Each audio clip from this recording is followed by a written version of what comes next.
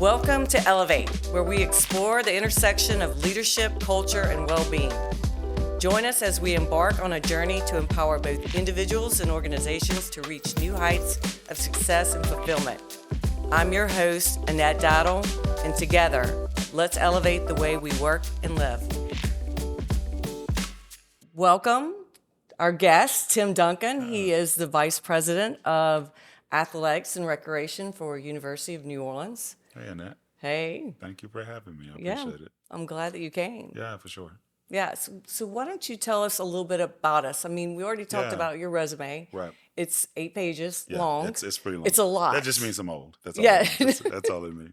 But what are you the most proud of? Because, I mean, I looked at a lot of things on your resume with, the academic part, what you did for student athletes and getting them at a 3.0 grade point average for 8 semesters out of 9. Yeah. And then having the Breakfast of Champions. I mean, I thought that was pretty cool. I mean, you did a lot of great stuff, but that's pretty amazing as well. It is. At the end of the day, we're still educators. And I get a chance to watch, sports and student athletes compete all the time, but we're still educators. We want them to, be successful students while they're there and take something away and go make us proud. So we wanted to create an event that applauded them for their academic pursuits as much as they get applauded when they play. So we created the Breakfast of Champions, and we invite all of the president and her cabinet and many of the advisors and deans and, all the rest of the student athletes and all of our staff, just to make sure they know how much we appreciate them.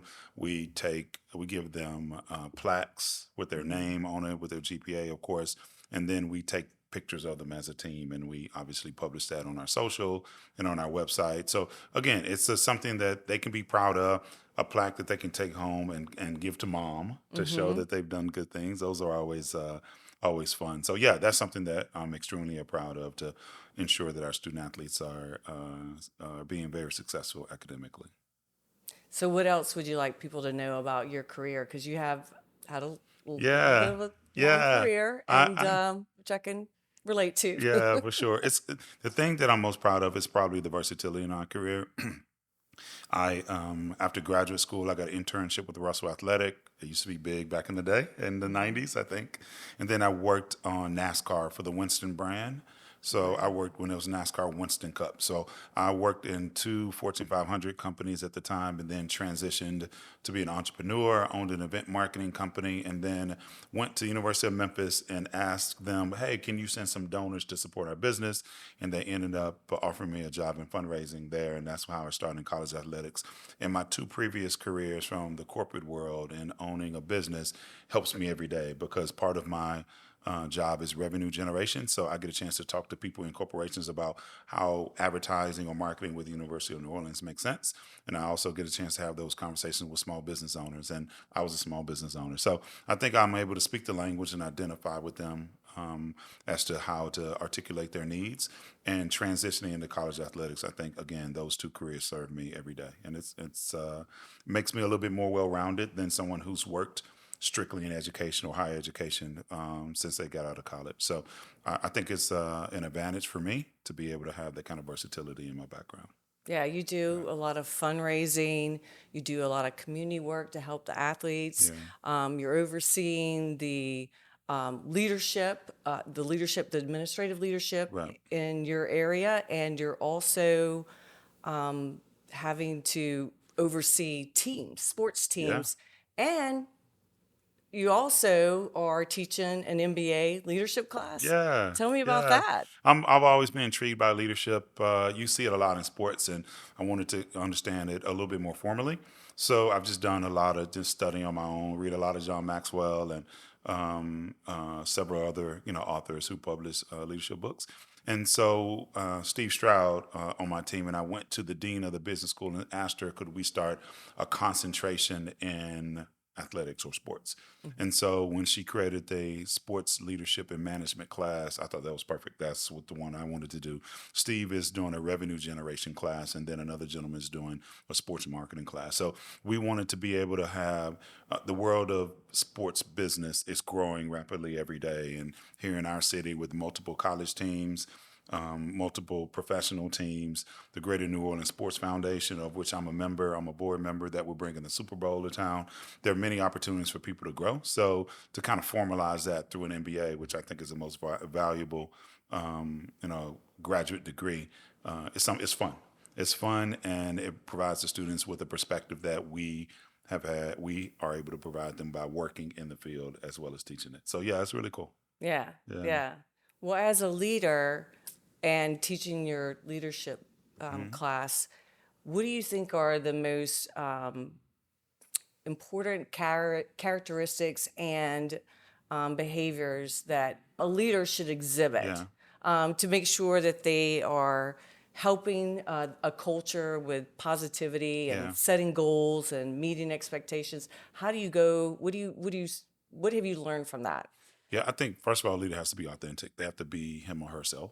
Yeah, I You agree. can't just emulate someone else and hope that style works for you. It has to be ingrained in you, and you have to incorporate your principles into your typical personality. And I think communication, I know it's something we're going to talk about, is very key. I think you have to put terms in a way the audience can receive it.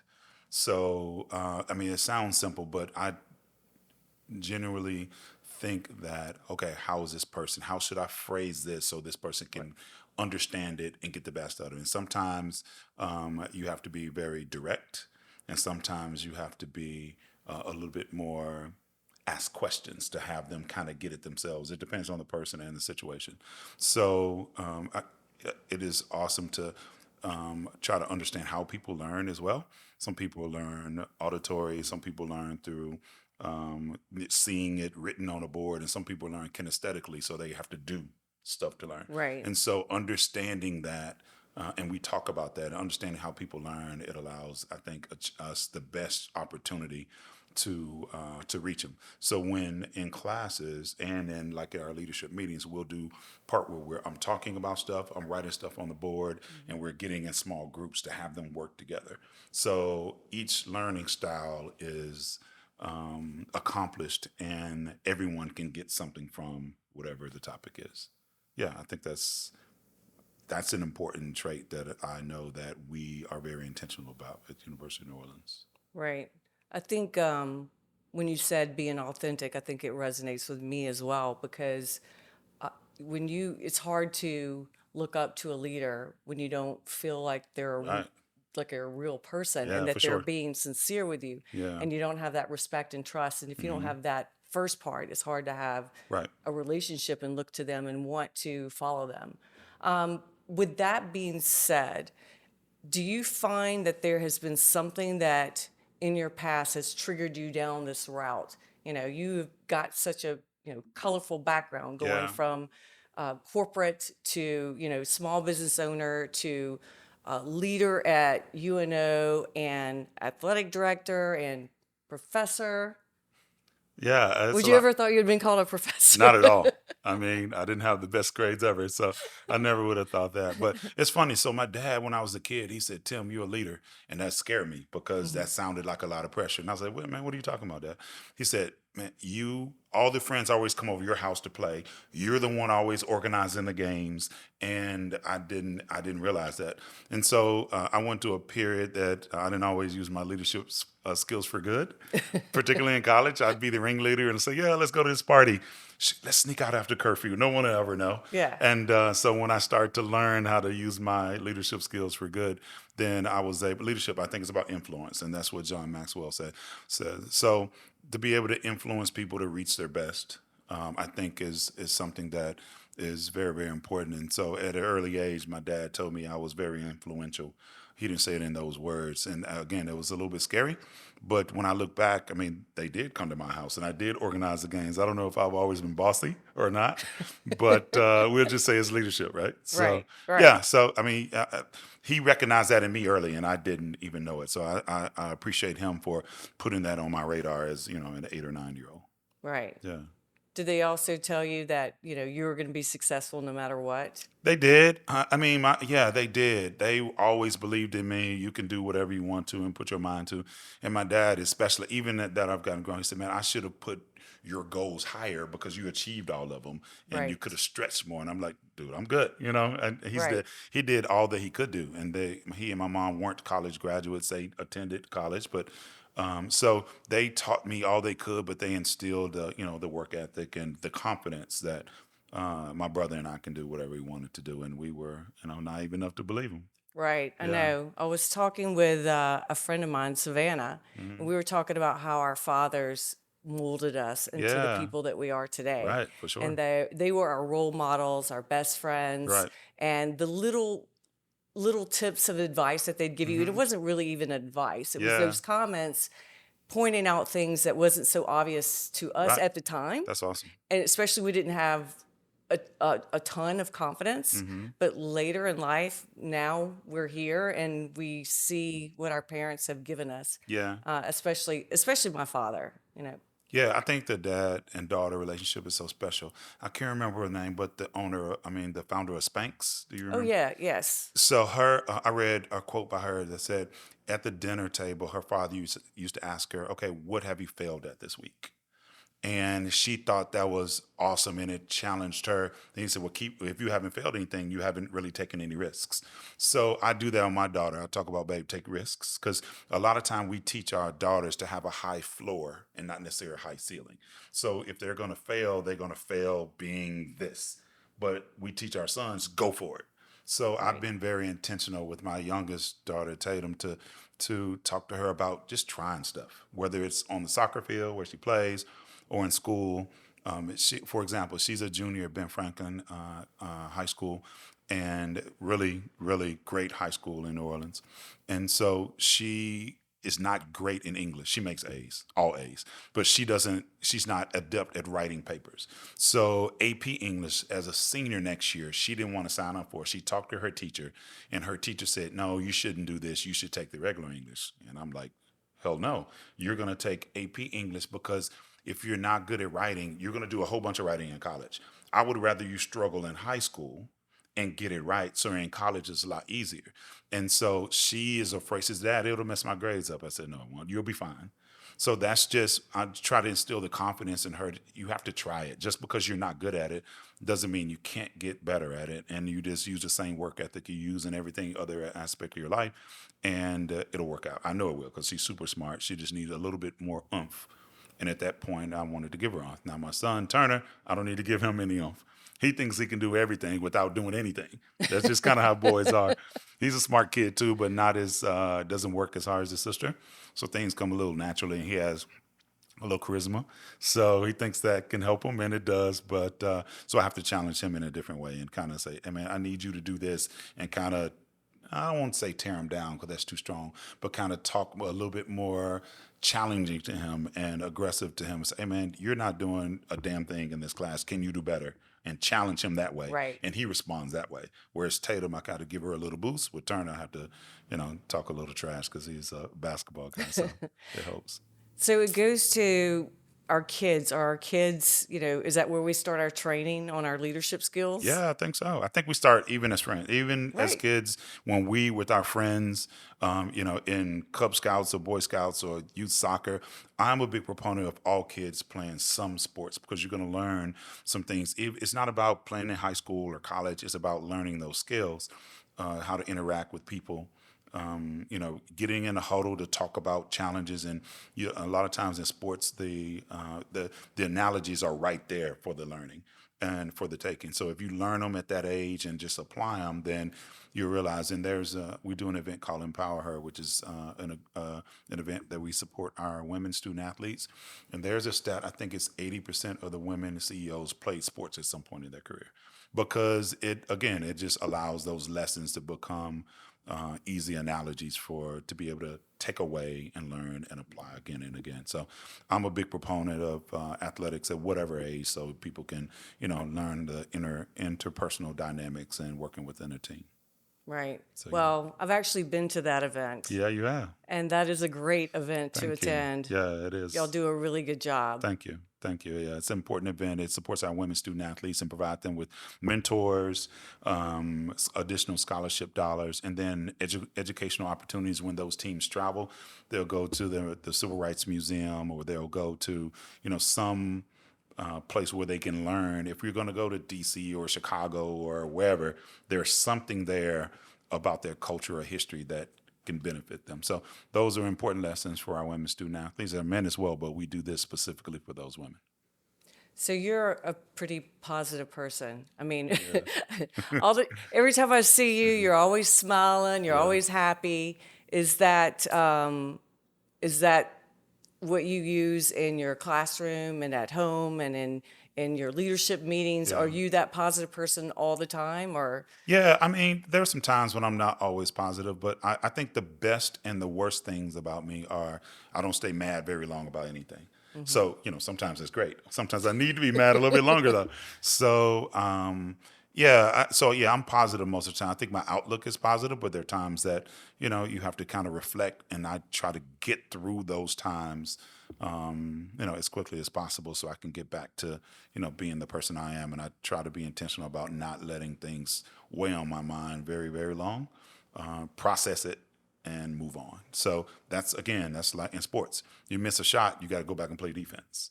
Or if you drop a pass in football, you got to be ready to catch the next one. So that next play mentality, I think, again, learning from sports, has helped me kind of get through some of those kind of tougher times. Right. So I was reading, and I'm going to move on to culture because I think Or positivity and culture, I mean, yeah, it's all in leadership, it's all intermixed. for sure. So I was reading an article from John Gordon that just hmm came out like last week. Do you hmm subscribe to him? I don't. I do. I've read multiple of his books, but I'm not Right. following him right now. Okay. I'm going to send you, Okay, please do. yeah, so you can see Yeah, it. But it's great. It talks about positivity and how those are the best leaders, yeah, and they're the most successful people. They have the best mental health, and people want to follow a positive person, yeah. and negative and being pessimistic is not typically what you see out of Right, super successful people. for sure. But it rang to me because it's like, if it's not always, pom poms and butterflies Right. and unicorns and, being positive. There is some good value in being a positive person, which also builds to, and I'm added in here, resilience Oh yeah, when you get yeah, into for sure. those really tough times. So let's talk about culture and how you see it. I mean, some people, like, I'm lucky to have some really great bosses. hmm And one of them told me a long time ago, her name is Shelley. She said, what I want to do here at Hub is I want to build an intentional culture. You're right. This was, I don't know, maybe 10 years ago. I'm not really sure. hmm But I didn't really know what that meant. I mean, I do now. Right. But how do y'all build? Do y'all build an intentional Yeah. culture, or how does that work for you? Yeah. Well, culture is going to happen regardless. It's the definition I like of culture is everything that's happened since the day you entered into the organization until the present time. So if you're not being intentional, there is a culture, and it may not be the right one. So the things I like to emphasize are based on my core values. So my core values are teamwork, accessibility, discernment, and service. So teamwork is easy. I try to make decisions based on a collaborative effort. Then I'll own the decision, but I want to make sure I hear from that. Being accessible, it's just having my door open for student athletes, for coaches, staff, whomever. Discernment is judgment, and again, my judgment is based on the information I get from my team, and then service to give back. So we created a list of qualities of what we look for in our team members, and then we try to celebrate. We celebrate birthdays on a monthly basis. We have a party planning committee. So if there's a death in the family, a wedding, a birthday, that committee recognizes the team member or staff member that is going through that on a positive or a negative side. So we look for people who are resilient, people who are work hard, who try to have a solution oriented. Earlier in my career, I used to try to answer all the questions for all of my team members, and then I one day just flipped the switch and said, well, what's your recommendation? And people know now on my team that if you're going to bring a problem, don't just sit it on my desk. You have to at least have thought about a solution before you come. And that might not be the right solution, but at least you've taken the time to work through it. And so I have a couple of people that I'll be like, so what's your recommendation? Or they were like, do you want to do this? I don't know. I don't want to do this. Okay. And then they'll change their language. Well, Tim, I would like for you to do this. Oh, that's a much better conversation. So being solution oriented is an intentional part of the culture that I will stop someone in a minute and say, well, what is your recommendation? And that's the expectation, to bring solutions to the table. Again, it doesn't have to be the right one, but I want you to think about what the solution is as you're thinking about it, a problem.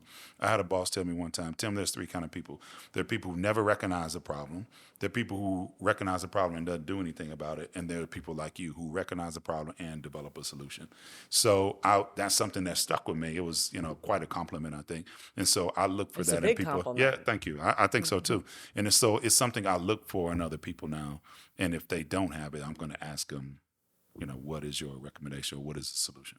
So it sounds like you have a very thoughtful plan too about about how you interview people when you're bringing someone on board and you're Yeah. looking for certain things and Right. making sure that they fit your culture. Right. Am I hearing that? Yeah, absolutely. I mean, we like Because you just hired a whole bunch of right, coaches right, for and yeah, sure. coaches. There's Yes. athletics is always fluctuating because especially at our level, the University of New Orleans, there are jobs that pay more, provide more exposure. So we're always kind of in that hiring mode, and that's okay.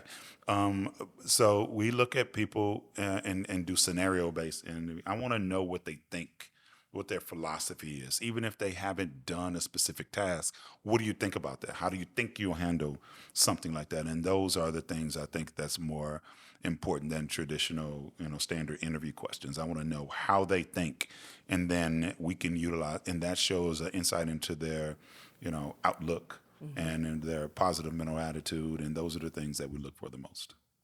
That's very cool. Yeah. All right.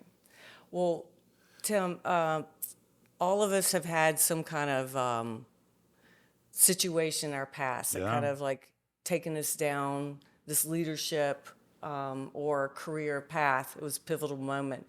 It could have been bullying or something really, Right. really negative. Yeah.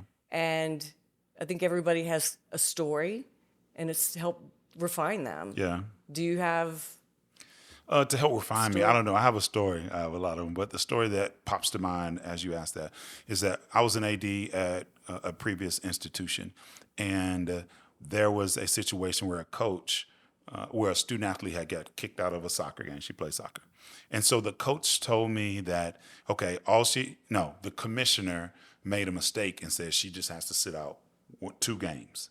She sat out two. No, yeah, she has to sit out 2 games. But the rule says she had, and he gave me the wrong rule. I knew the commissioner. We were personal friends. He gave me the wrong rules. I told the coach, and the coach said, "Are you sure?" I said, "Yeah, the commissioner told me." He never told me what the real rules that the student athlete had to sit out 5 games. So the student athlete, he put her in a game at game 3, and she played 3 games, and then we won the championship. But before they announced it, someone complained that we played an illegal player, so we had to forfeit those games, and we didn't win the championship. So that was very hurtful, and so I owned it because I'm the leader of the department. So I went and had to face those young ladies and say, yeah, I apologize for, listening to commissioner, all that. And my president was like, your coach knew what he knew it and should have done it. I said, yeah, I trusted him to know the rules. He said, Tim, yes, you will trust but verify. And that's not, and then he also said this. He was very wise, a very wise man. He also said, Tim, I said, well, I'm worried about micromanaging. He said, Tim, you can't micromanage if they don't manage in the first place. So I think about that all the time about how I oversee areas. My job is to make sure the finished product looks a certain way. So I have to ask enough questions to make sure that they are managing the situation appropriately. And that's not micromanagement until they develop the trust that they are managing appropriately. And then my job is still to ask them questions, Right. So I think good employees don't necessarily feel micromanaged if you ask questions in the right way. I think team members who struggle in that space usually leave a little something that is to be desired, and it's up to me to help them figure out how to get there. So that story helped me understand trust but verify, but also micromanagement. Excuse me, micromanagement can't happen without them being a manager in the first place. Right. So yeah, that was very influential in my career. Yes. Yes. I think we've all had some kind of story that like redefined us or Yeah, or was a moment that we realized, okay, I need to do things a little bit differently. for sure. And as Well, long tell as me you your learn story. from Tell me your oh story. well, there's a few, Yeah. but the one that sticks out the most, it was more about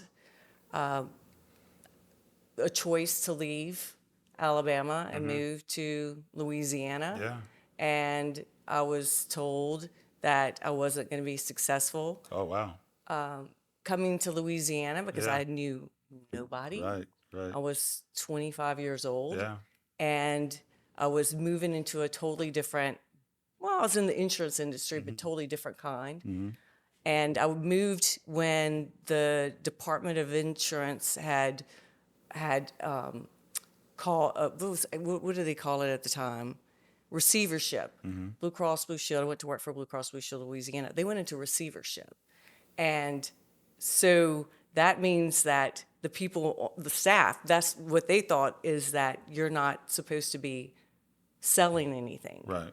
And I didn't know any better because I was 25. Yeah. And I knew I had to like prove myself because people had told me like, oh, you can't be Right. successful. You need your family. You don't know anybody, your insurance. And so you're not from there and you know how it is Oh from yeah. Louisiana. Yeah. Absolutely. I couldn't Makes a say difference. where I went to high school. Right. Right. So I did not know any better, and I sat in a conference room. I didn't even have an office, and I went through the yellow pages, just calling up people, Yeah. and I started selling stuff. And the rest of the team, the sales team, was mad at me, and they go, "Don't you know that we're in receivership? That Right. you're not supposed to be selling anything?" And so I did, but it took a little while to win them over. But they Yeah. realized I was just young and I didn't know any better. But I was young and I didn't know any better, so I Right. didn't. There was nothing to stop me from doing what I thought I needed to do. Right. Now, wasn't it empowering for you to come here on your own and just figure it out and make a life? Yes, I Yeah, did. that's awesome. Again, I love that. yeah, I didn't Yeah. even, I didn't know any better. I was just, I felt very positive about the move. I felt really good Right. about my confidence in being able to be successful on my own. And I did have a little bit of like, I've got to prove that I Right. can do this on my own. Yeah, it gives you a little bit of toughness, like a shell on you Right.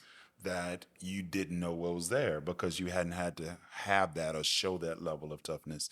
And for you to come here and start all over as a woman, which is a little bit more difficult from what I understand than being a guy, but coming to a new space in a city that is, as you mentioned, you got to know what high school you went to is a big question that tells you everything along the socioeconomic scale and race and everything. So to be able to overcome that as a young person is very impressive. So I'm not surprised that that's a story that you wanted to share. Well, thank you. Yeah, for sure. Thank you. Yeah. All right. So I appreciate you coming Yeah. here today.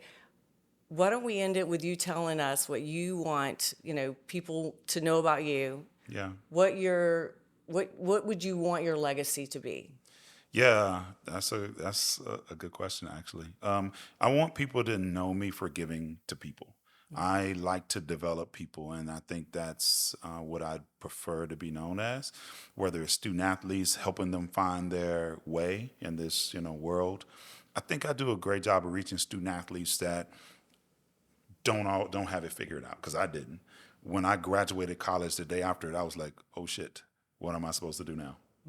And I figured it out. So I think I like to be known as to help people. I love to be known as developing my staff, professional development. I've had people leave to, multiple people have left and gone on to be athletic directors or deputy at Syracuse, deputy at San Jose State, a couple of ADs since they've left here. And that makes me proud that they got something here and was able to take it and elevate their lives and their personal situations. So that is something that, I'm personally invested in helping to grow people. So if anything, I want to be remembered at is that, to help people grow. That's great. What about you? Tell me, what's your superpower?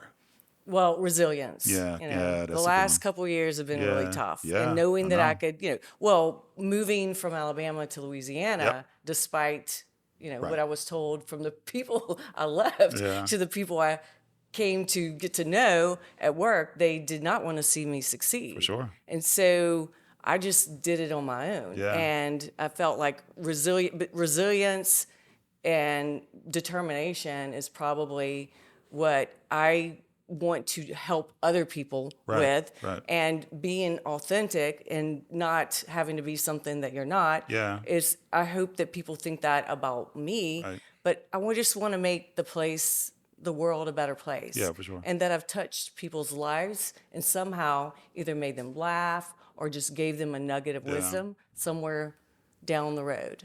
Yeah, I think a part of that too is being vulnerable. I think people resonate when you show a little bit of yourself. So I try to do that with our student athletes and coaches. I tell them, I didn't know what I wanted to do when I graduated. I didn't always make great choices.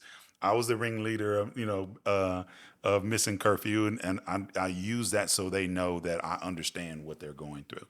And so I think that helps people. It just comes natural to kind of show that level of vulnerability.